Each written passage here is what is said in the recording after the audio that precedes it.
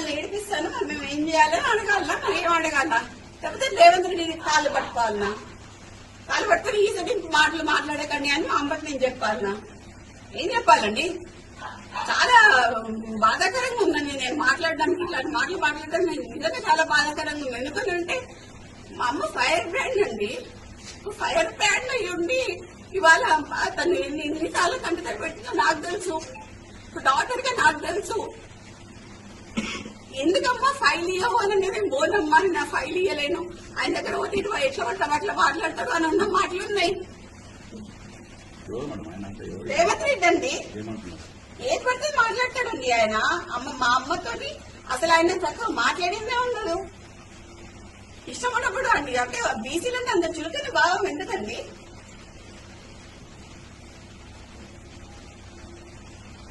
ఒక మీటింగ్ జరిగిందండి ఢిల్లీలో. ఇది ఇప్పటివరకు బయటికి రాలేదు, నేను ఇవాళ చెప్పదలుచుకున్నా.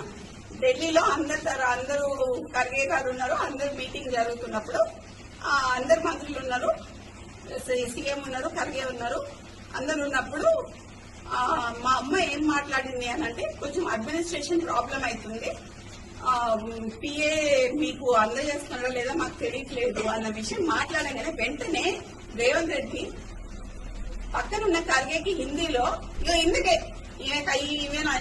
ఇంటికి రానియా ఏమనంటే ఏదో ఒకటి చెప్తుంది, ఒక 10 పిటిషన్లు పట్టుకొని వస్తుంది, 10 పనులు పట్టుకొని వస్తుంది, ఈ పని చేయంటది, ఆ పని చేయంటది, ఈ పని చేయంటది. మరి ఏడికి పోవాలండి? పని చేయొద్దా? ఎమ్మెల్యేలు మినిస్టర్లు పని చేయొద్దా? మా అమ్మ ఆ రోజు ఏడ్చిందండి. ఆ రోజు ఢిల్లీలో ఏడుస్తే అప్పటికప్పుడు పోయిన ఢిల్లీకి ఫోన్ చేసి ఏడుస్తే అప్పటికప్పుడు పోయినా. ఇప్పుడు జ్యోతి ఎవరున్నారు అక్కడ? జ్యోతి అది సార్ జ్యోతి ఆ రోజు ఢిల్లీలో అమ్మ ఏడ్చిందా? దేని గురించి ఏడ్చింది? ఏడ్చిందా? ఏమని చెప్పింది చెప్పాలి. గట్టి చెప్పమ్మా, కొంచెం లోడ్గా చెప్పాలి. ఇంకా గట్టి చెప్పు.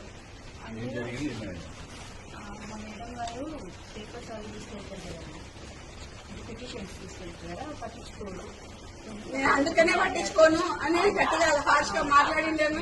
తర్వాత ఏడొచ్చి డాలీ శర్మ గారు కూడా వచ్చారు కదా, డాలీ శర్మ గారు కూడా వచ్చి మా అమ్మని అది చేసి వెళ్ళారండి.